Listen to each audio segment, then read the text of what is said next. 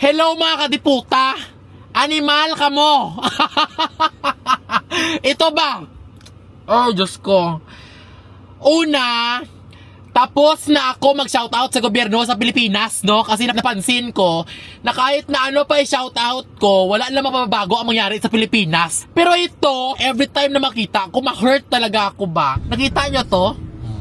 Every time na dumadaan ako sa Tupi, South Cotabato, o dyan sa harap ng CIT na malaking school, kita nyo yan? Daanan, di ba? Sobrang ganda, sobrang kinis ng daanan, wala ka makita ng mga lubak-lubak, wala ka makita ng problema, napaka-presko ng spalto niya yan. Tingnan nyo, may makita kayo na problema, wala kayo makita. Kahit nalapitan nyo pa, kahit na microscope nyo pa, wala ka makita ng mga lubak-lubak sa daanan na yan. Tingnan nyo ang video, wala ka talaga makita. Ano ang maka-hurt dyan?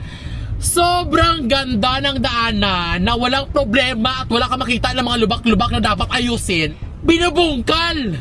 Kita nyo? Ginabungkal nila. Diyos ko Lord. Bakit? Ha? Kaninong proyekto ito? Kaganda-ganda ng daanan na ito, binubungkal nyo. Bakit?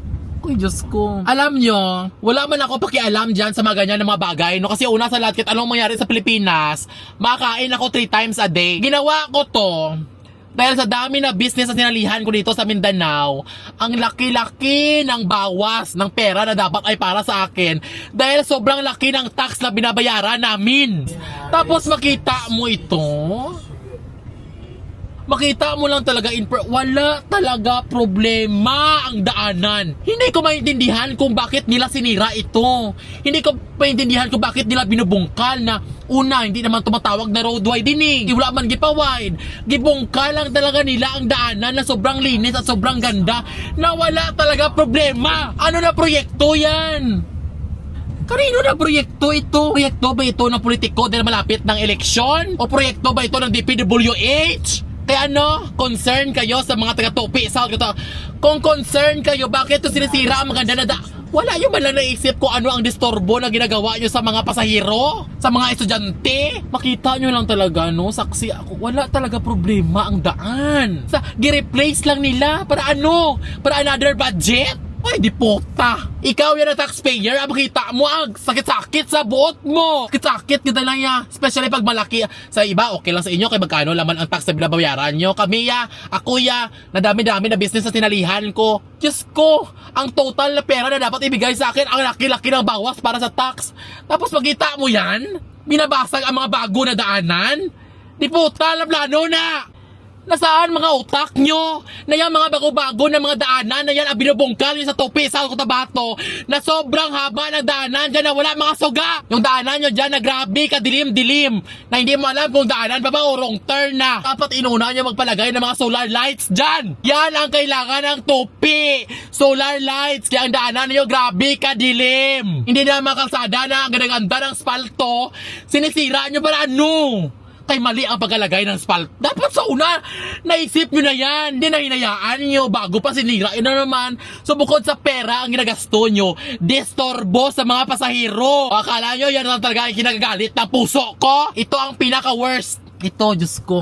Ito naman sa Polomolok, South Cotabato. Hindi ko maintindihan kung ano ba ang problema dito. Nakita nyo yan? Yan ang tinatawag na island. Ano ang problema? Ay, Diyos ko. Walang problema.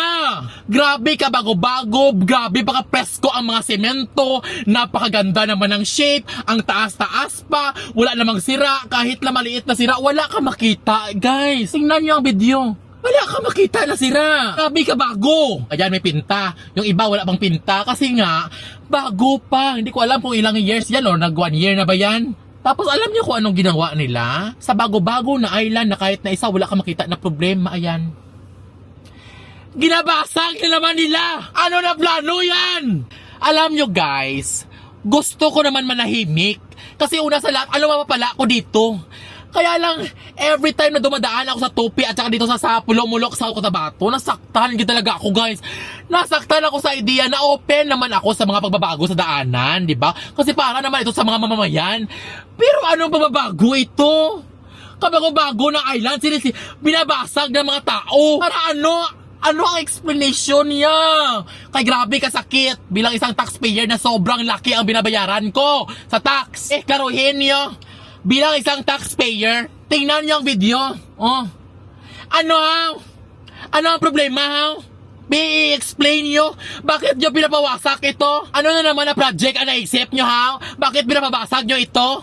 Sobrang ganda-ganda niyan, binabasag nyo na naman. Ano na naman na project ang naisip nyo? Nasaan ang mga konsensya nyo? Hindi ba kayo nasaktan sa mga pera na ginagasto nyo? Hindi ba kayo nakukonsensya sa kailang milyones ang ginagasto nyo na galing sa mga taong bayan? Diyos ko, grabe ang sakripisyo namin para magbayad ng tax. Tapos kayo kung makasira kayo ng mga milyones, daw okay lang. Okay lang naman sana kung sirain nyo ang milyones. Kung sira-sira, ano ba proyekto ito? Sino na politiko ang nag-project sini? Hindi nyo naman siguro masabi na sinisira nyo kasi gusto nyo baguhin. Kaya napakabago nyo man. Proyekto ba ito ng politiko yan sa inyo? Kasi malapit ng eleksyon? Or baka proyekto ito ng DPWH? O baka nagkamali ang kontraktor? Ano ang rason nyo? Bakit nyo yan binago? Bakit? May bagong project na naman? Puro kayo project. Akala ko nag-struggle ang Pilipinas sa pera. Pero kung maka-project kayo, bago pa nga na sinisira na. So ano ang rason kung bakit nyo binabasag to? Landscaping. Kasi kung mag-travel ka, kung sa right ka, hindi mo makita ang nasa left. Dapat noon pa lang, bago nyo ginawa yan, plano nyo na! Bago nyo ginasto ang milyon-milyon ng taong bayan, mga diputa ka mo. Diyos ko, nasaan ang mga puso nyo? Nasaan ang mga konsensya nyo para sa mga taxpayer? Na halos malugi sa mga business nila kasi sobrang laki ng mga tax na kinukuha nyo. At alam nyo ba kung anong ginawa nila? Bakit nila binabasa ang mataas na island na ito? Oh, siguro sobrang taas ang ginawa nila, kaya ang ginawa nila, diba sobrang taas? Sinasira nila, binabasag nila. Ilan kaya na kilometro ang binasag nila, no? Kasi ang gusto nila, liitan lang pala. Diyos ko, ilang milyon ang ginasto nyo. Inoto at sinasayang nyo lang ang pera ng mga taxpayer. Imagine yung ginawa nila, ha? Gumawa sila ng island na grabe kataas. Ngayon dahil sobrang taas ang ginawa nila, pinapabasag nila kasi nga, liita na naman nila. Alam nyo naman siguro ang government agency mapaproyekto, isang CR lang, 5 million na. How much more to? Kung makita nyo in person, ilang kilometro ang binasag nila. Katingin nyo 5 million lang yan? Ang kakapal na mga mukha nyo. Kung makakawaldas kayo ng mga milyones, parang wala lang sa inyo. Tapos ito mga maliliit na mga business owners, konting mali lang, violation. Konting late lang sa payment, violation. Konting mali lang sa mga documents, violation. Para ano? Para malaki ang mga tax na makuha nyo kasi ang dami-dami yung mga project na mga wala dito, mga diputa ka mo. Ang dami-dami ko ng mga kaibigan na mga maliliit na mga business owners na ngayon, wala na sila business. Kasi konting mali nila, violation sa tax. O konting late lang, violation. Another tax na naman. Para ano? Grabe kayo makagasto ng mga milyones, no? Akala nyo piso lang ginagasto nyo. Alam nyo ako, wala man ako reklamo sa mga tax na binabayaran ko, no? At syempre sa mga tax na binabayaran ng mga business owners na kasama ko. Kasi para naman yan sa Pilipinas, para sa ikababago ng Pilipinas. Pero kung makita mo itong mga dana na ito, ng mga island, ito ng kabago-bago, sinisira, ay, di puta na inyo. Ganun na ba kabobo ang tingin nyo sa mga taga South Cotabato? Na ipamukha nyo sa kanila na kabago-bago ng mga infrastructure, sinisira nyo? Hoy, nasaan man mga konsensya nyo man? Okay lang sana kung ang ginagasto nyo mga 100,000, milyones yan. Ilang bahay nang pwede ipatayo ng mga mahihirap niyan. Ilang libo na ng mga tao ang mapakain nyo 3 times a day sa mga milyones na ginagasto nyo, na sinasira nyo kahit bago pa. At yun nga ang hindi ko maintindihan. Grabe ang mga project dyan, mga bago sinisira. Pero ang daanan ng pulumulok at ng tupi, grabe kadilim. May mga lugar dyan na grabe daw wrong turn na sa kadilim. Dapat yan ang inunan nyo. Dapat imbes na basagin nyo ang mga bago dyan, sana binili nyo na lang ng mga solar lights para at least safe ang mga estudyante habang lumadaan dyan. Kaya sa mga followers ko, pasensya na ha kung ganito ang emotion ko. Maintindihan nyo yan ako one day. Pag malaki na ang binabayaran nyo sa tax, tapos makita nyo na wala dito ang mga project sa mga diputangan eh. Next time, kung gagawa kayo ng project, before yung gastusin ang pera ng taong bayan, planuhin nyo na mabuti kung ano ba plano nyo sa island. Mataas ba or mababa ba? At saka next time, kung magplano kayo ng mga projects nyo, i-make sure nyo na mga project ninyo tatagal lang 30 years. Hindi na 1 year pa lang, binago nyo na naman. Ay Diyos ko, ano tingin nyo sa Pilipinas, Amerika? Nagdabdamo, takwarta de? O sige na, matrabaho muna ako ha, para may pambayad ako sa tax. Para may pang-support kayo sa mga projects nyo, mga diputa ka mo. At pwede ba, sa tope at saka sa pulumulok sa South Cotabato, i-explain nyo sa mga taong bayan kung bakit yun ginagawa. Hindi na magawa-gawa lang kayo na wala yung gina-explain ang mga tao gaway-away kung bakit sinisira nyo ang island na kabago-bago pa, kung bakit yung mga daan na hindi lubak-lubak sinisira nyo. I-explain nyo! At saka i-explain nyo din kung kaninong project yan. O, project ba yan ng kontraktor dahil nagkamali sila? Project ba yan ng DPWH? Alam mo naman ang DPWH kung ano-ano mga pinapagawa nila na wala diri wala dito. Or project yan siya ng politiko. Para next time, hindi na namin butuhin ang politiko na yan. Di puta na. Hello sa mga Kadiputa Nations natin. Ayan guys, it's Gcash time. So alam nyo na, basta mga ganitong pa-video, may mga pa-Gcash tayo sa lahat ng mga followers natin na mag-register. Pero of course guys, paswertehan lang talaga ito ha. So ayan guys, may pakilala ako sa inyo na laro. No, ito ang 777. So kung nakita ninyo guys, ayan, meron tayong 100,000 pesos dyan dahil sa kakalaro natin dito sa 777. So ngayon guys, ipapakita ko sa inyo kung paano maglaro nitong 777 at kung paano ko nabuo itong 100k.